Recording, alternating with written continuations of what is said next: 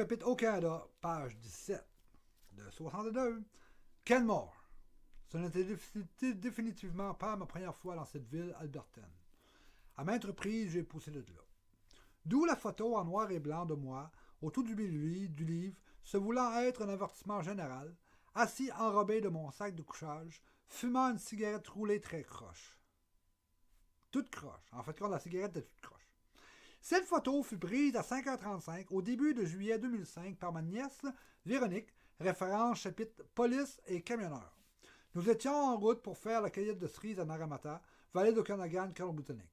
Nous étions arrivés à Canmore tard la soirée d'avant. Avant de se coucher, j'avais dit à Véro que l'on se devait de se lever avant 5h AM, afin de prendre café, passer aux toilettes et d'être sur la route pour 5h30. J'étais en charge du réveil matin. Mais faut croire que mon oncle Pascal ne s'était pas réveillé lorsque le réveil avait sonné. Je me suis senti brasser et parler un peu brusquement par ma chère nièce à 5h30. Elle m'a brassé un petit peu, là. Pascal! En revenant à moi, je lui demandai l'heure. Elle me répondit sur un ton un peu aigri, 5h30. Oups. Je lui demandai, as-tu le tabac? Oui. S'il vous plaît, peux-tu me rouler une cigarette? Et un réveil, moi. Il y a des sapins autour de moi.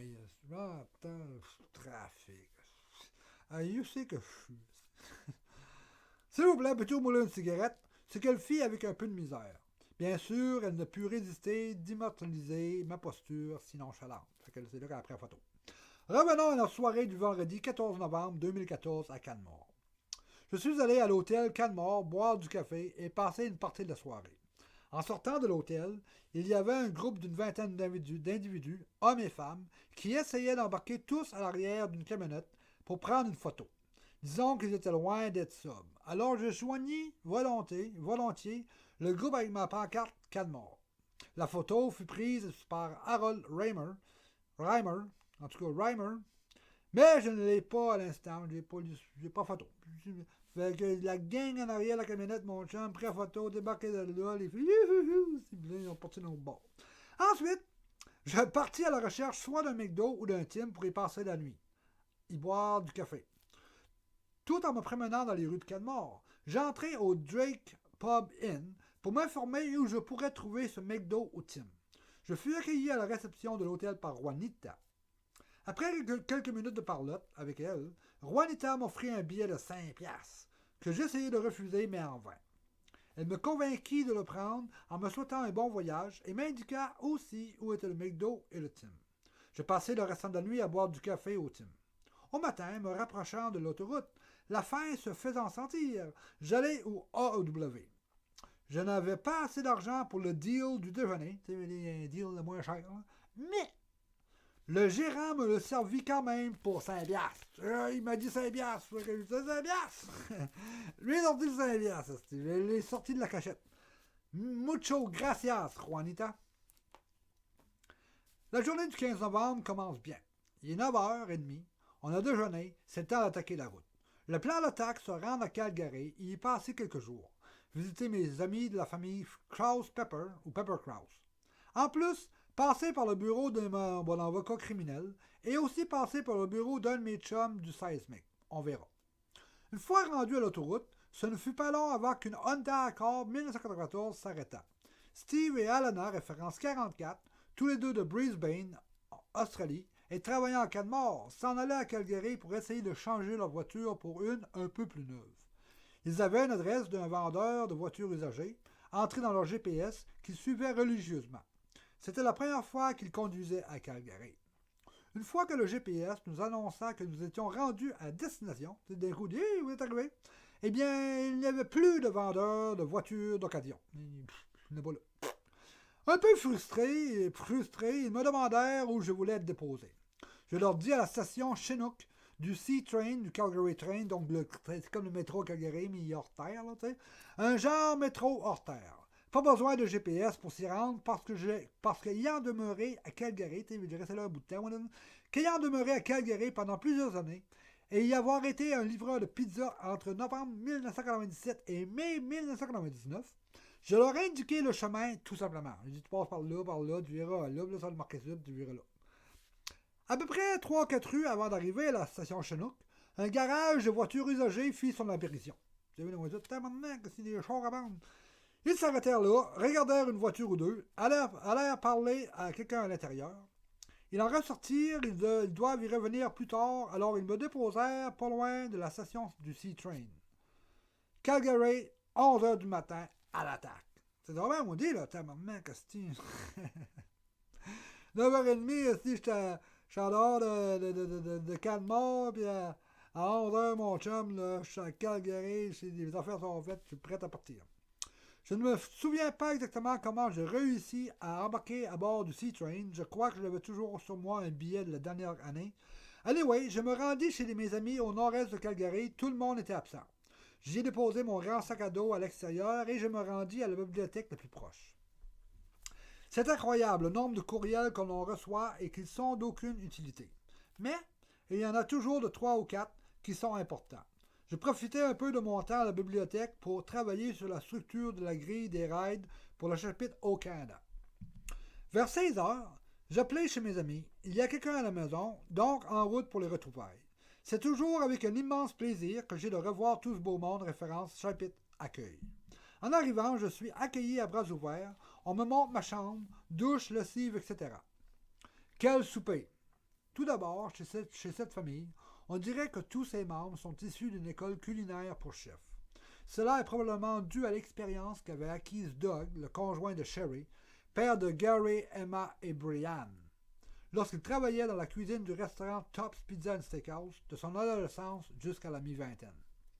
Une table toujours très animée par les membres respectifs de la famille, immédiate ou un peu éloignée, et de plusieurs autres convives à l'occasion. Pendant la soirée, je demandais à Sherry si son histoire de pouce avec sa mère, Dolores, Dot pour les intimes, pourrait faire partie du chapitre. Pousseuse invitée, et elle accepta volontiers. La même soirée, j'ai écrit manuscritement l'histoire pendant qu'elle était absente pour un bout de temps. Lorsqu'elle est revenue, je lui ai lu et lui ai apporté quelques précisions. Elle m'a dit c'est pas de même exactement, puis ça c'est arrivé comme ça. En tout cas, le lendemain à la bibliothèque, je la tapais à l'ordinateur, la sauvant sur une clé USB et l'imprimant en double. Durant ma deuxième soirée chez eux, j'eus le privilège et le plaisir de lire l'histoire ayant elle, sa mère et 2 autres membres de la famille comme audience. Hey, ça m'a fait chaud au cœur, il était assis à la table, puis moi j'ai conté une histoire, en tout cas. En fait, son histoire est celle qui ouvre le chapitre pousseuse, invité. Avant d'aller à la bibliothèque, j'avais mentionné à Sherry que je voulais apporter un cartable avec mes histoires jusqu'à date à mon avocat et à mon chum de Seismic, mais que je m'étais cassé. Elle me donna ce qu'elle avait sur elle avant de partir travailler, soit 34 piastres. Hey, 34 piastres, on a toute vidé. Merci mille fois, Sherry. Le lendemain, avant de partir de la maison, je lui donnai aussi, par l'entremise de Doug, aussi un petit cartable avec mes histoires jusqu'à date, incluant bien sûr le début du chapitre Pousseuse invitée. Avant de venir à Calgary, j'avais promis à Sandra, la fille de Mireille, de faire un tour chez elle avant de quitter Calgary pour le restant de mon voyage. Alors j'allais demeurer chez elle pour mes 2 dernières soirées à Calgary. On ne se connaissait pas avant, mais on s'est fait chum immédiatement. J'eus le plaisir de revoir son fils Roberto, de rencontrer son autre fils Carlos et de sa fille Carmela. De nouveau, je suis cassé. J'exposai mon problème à Sandra. Elle me donna tout son petit change, soit 22. Elle a pogné le bol de change, on a commencé à sortir ça. Elle me donna tout son petit change, soit 22 piastres. Ce qui me permit de finir d'imprimer ce que j'avais besoin, et puisque Roberto fêtait ses 10 ans, je lui ai donné aussi un petit cartable avec mes histoires. Merci Sandra pour ton accueil incroyable. Mercredi matin 19 novembre, c'est le temps de repartir. Allez, oust! En relisant mes notes, il semble que la journée du mercredi 19 novembre est un peu confuse. Là, vous allez m'excuser quelques secondes. Petite gorgée d'eau. OK. J'écris ces lignes 22 mois plus tard.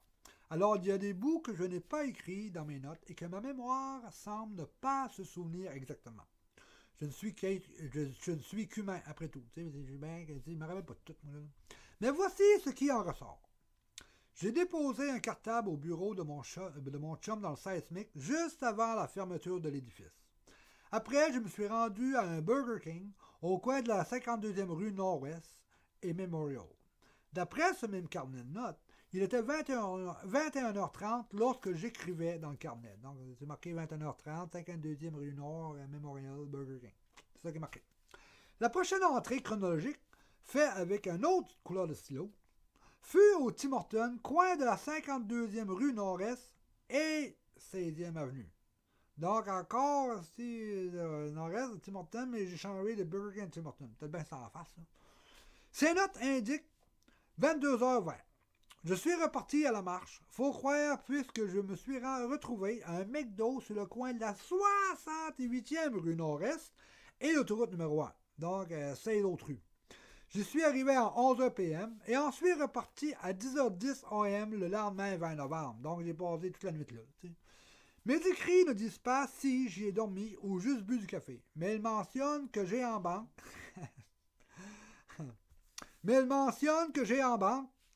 Moins 0,26 cents et 0,00 en poche. Donc, j'ai pas une crise de scène en poche, puis dans les poches, puis je suis dans le trou de 26 cents. Mais au matin, semble-t-il, je marchais jusqu'au Garden Road et la numéro 1, à la hauteur de Rocky View. À midi, une Pontiac Sunfire 2005 arrêta sa course pour me prendre à bord. Son pilote était Donald Fleury, référence numéro 45, natif de Ville-Marie à Montréal et résident à Red Deer, Alberta. Comme travail, Donald conduit des bétonnières pour Magnum Cementing, donc les gros camions à ciment. Ouais, qui tournent. Il se dirigeait à Medicine Hat pour s'occuper de ses grands-enfants pendant que leurs parents partaient pour Palm Springs pour le 40e anniversaire de la mère des enfants. Donald a fait beaucoup de pouces lorsqu'il avait 14-15 ans. Lorsqu'on se parlait, on se disait que les temps avaient bien changé. Puisque de nos jours, si on apercevait des jeunes de 14-15 ans faire du pouce sur l'autoroute, immédiatement quelqu'un avertirait la police ou un organisme de la protection de la jeunesse. Remarquant peut-être certains de mes doigts jaunis par la cigarette, il me demanda si je fumais. Je lui répondis oui, mais que j'en avais plus. J'en ai plus. Même plus de bottes, rien, je suis vide. Il me dit qu'il avait fumé pendant très longtemps et qu'il savait ce que c'était de manquer de cigarette lorsqu'on fumait. Avant d'arriver à destination, il s'arrêta quelque part à une station d'essence, me donna 40$ et me dit de m'acheter du tabac et un café. Voulant y redonner son change, il refusa. Merci Donald pour la ride, le tabac, le change et votre énergie positive. Donald m'a débarqué un peu plus loin que Medicine Hat, au McDonald's à Dunsmore. Donc un petit peu après, je ne sais pas, moins 10-15 km après ou 5 km après, en tout cas. Medicine Hat, c'est fini. Là, après ça, c'est fini pour un bout. J'ai du tabac et une pièce. Quand j'avais embarqué avec Donald, je n'avais plus de tabac et 0,00 pièces dans mes poches. Donc, je suis en meilleure position. J'ai décidé d'économiser l'argent que j'avais. Après une visite à la toilette, je retournais pousser vers 15h30. C'est pas acheter une crise de scène, j'allais aux toilettes, mon chum sorti de là. On la repasse de pouce. Vers 16h30, Irène, référence 46, m'embarqua dans sa Ford Focus 2007. Maintenant à la retraite, elle accueille désormais des chiens perdus ou maltraités ou abandonnés sur sa ferme avec son mari. Ancienne fonctionnaire provinciale comme officier ou garde carcérale, à la fin de sa carrière, elle devint agent de probation. Elle m'a conté une histoire de pouce lorsque j'avais 16 ans que je retranscris ici pour vous. Donc, à 16 ans, elle avait une de ses amies du même âge qui demeurait à Seattle, État de Washington. Donc, à peu près un bon 500-600 km pareil, ça là. Elle s'ennuyait de son amie, alors Irène décida d'aller la visiter chez elle, à 26 ans. Vivant, elle, à Lethbridge, Alberta, n'ayant probablement pas assez d'argent pour l'autobus et possiblement pas d'autorisation parentale, elle partit sur le pouce. Son périple la porta à Lethbridge, de Lethbridge à Clouds, à Shelby et à Mazola. Je suis pas sûr de l'épellation, je sais pas si c'est comme l'huile Mazola, en tout cas, à Spokane et à Seattle. Mais à Shelby, elle se fit prendre par un camionneur qui avait une fille du même âge qu'elle. Il ne voulait pas qu'elle continue à faire du pouce, puisqu'il y avait un violeur en série actif en liberté. Tout le monde savait ça, il y a un gars qui se promène, puis qui embarque des filles, puis il viole. Ça a l'air à ça. Donc, une fois à Spokane, il trouva un autre chauffeur pour la porter directement à Seattle. Comme ça, elle était pour être en sécurité. Une fois à Seattle, elle a retrouvé son ami vivant avec sa mère respective. L'histoire ne dit pas si Irène a appelé sa propre mère, mais je crois bien que oui. Après 2 semaines de visite, la mère de son ami lui acheta un billet d'autobus Greyhound et la renvoya à Lethbridge. L'histoire ne dit pas non plus comment elle fut reçue une fois retournée chez elle, à Lethbridge, et ou si elle a poussé encore par après. Elle me débarqua à la jonction de Maple Creek au début de la Saskatchewan à 18h30, à une station d'essence combinée de restaurant-dépanneur. Le seul immeuble en vue. Armé de ma veste réflectrice, réflective, là, et ma lampe frontale et sous un lampadaire, je réessayais en vain, le trafic étant quasi inexistant. Je rentrai pour prendre un café à 20h30. Je sortis, il fermait. Quelle soirée sous les étoiles, bien emmitouflée et au chaud. Fait dodo.